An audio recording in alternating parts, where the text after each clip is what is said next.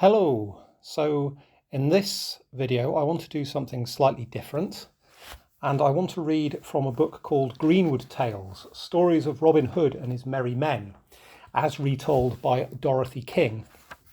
Now, this was printed in the 1950s as part of a series of books for children called Stories Old and New, and it was actually won in a maths competition by my late father at his school in Liverpool.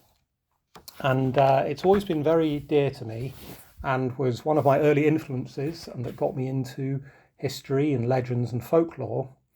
And it's written with a really nice innocence, and there's a charm about it. And the chapters are quite short. So as an experiment, I want to read them out in this series of videos and see if you enjoy them, as I have for many years. So let's go straight into it. The first chapter begins with a rhyme. Under the greenwood tree, who loves to lie with me, and tune his merry note onto the sweet bird's throat. Come hither, come hither, come hither. Here shall he see no enemy but winter and rough weather. And that is part of something called the Amiens song from France. And it leads into the first chapter of Greenwood Tales, titled How They Lived in the Greenwood. In the joyous olden days of merry England, there dwelt in the green glades of Sherwood Forest, in the county of Nottinghamshire, a band of merry men. Outlaws, the rich folk called them, fellows who lived a wild, roving life, caring nothing for the protection of king or state, which other sober folk enjoyed, owning no master but one who was as wild, as roving, as lawless as the rest of them, a clever, freakish fellow whose name was Robin Hood. It was whispered that once he had been a great man, owning broad lands and fine houses in the fair country of England. But ill luck, or to twist matters about, as he himself said, good fortune, had taught him to care more for his trusty bow and arrow than all the riches in the world. And he found at last that dainty food, soft beds, and a house roof to cover him seemed but a poor exchange for the flesh of the deer he had hunted and killed, the dew-laden berries of the woods, the forest grass that was his resting place at night, and over his head naught but the spreading branches of the greenwood trees he loved, to come between him and the stars. And many men who seemed to be of the same mind as he found their home with him in the woodlands and took him for their leader.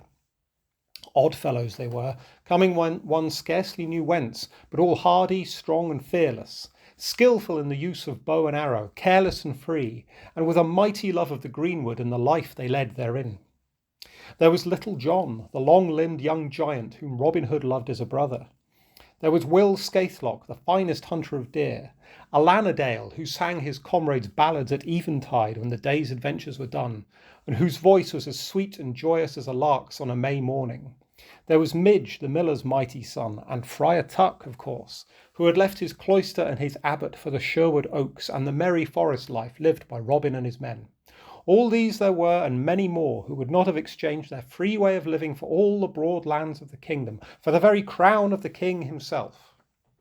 From dawn to dark, Robin Hood's men, in their coats of Lincoln green, were astir in the greenwood, hunting the king's deer, up and down the glades that every man knew as well as he knew his own face in the forest pools, seeking adventures upon the king's highways, lightening the king's rich nobles of their too heavy purses, helping and comforting the king's poor subjects in their hour of need. For though the king's wealthy lords fumed and fretted at Robin Hood's doings, and swore that he and all his robbers should be caught and hanged without delay, yet the poor folk knew that in Robin Hood, the outlaw, they had a staunch friend. Proud knights and bishops and abbots, lordlings and high sheriffs, all these met upon the high roads by Robin Hood's green-coated followers, would be relieved of their wealth and jewels with a laughing, "By your leave, fair sir, my master bids ye pay a visit with us to Robin Hood's inn." And willy-nilly, lordling or knight or abbot was forced to go, for those men in green, bristling with bows and arrows, swarmed all around and up and out of the greenwood as if they had been indeed the forest's own children.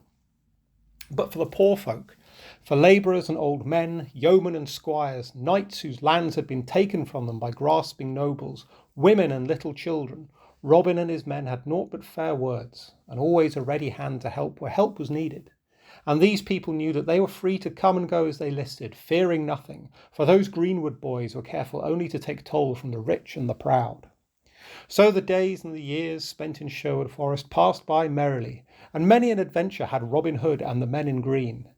And the stories of these adventures, gallant and grave and gay, have been left to us by the minstrels in strange old rhymes and legends, so that we in England know well today how they lived in the greenwood in days gone by. For tales such as these never grow old or dull in the telling, and now you, children of England, may hear them once again. And remember that this country's history is all the brighter and better because once there lived in England a gallant, true-hearted outlaw whose name was Robin Hood. So there you go, that's the first chapter. As I said, quite short, and it's all good, hearty, swashbuckling stuff in my view, and in its way, quite beautifully written.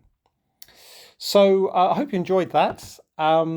If so, I shall do chapter 2 next, which is called How a Poor Knight Came to Robin Hood's Inn, based very much on one of the earliest Robin Hood tales, one of the earliest surviving printed ones from the 15th century. Okay, thank you very much.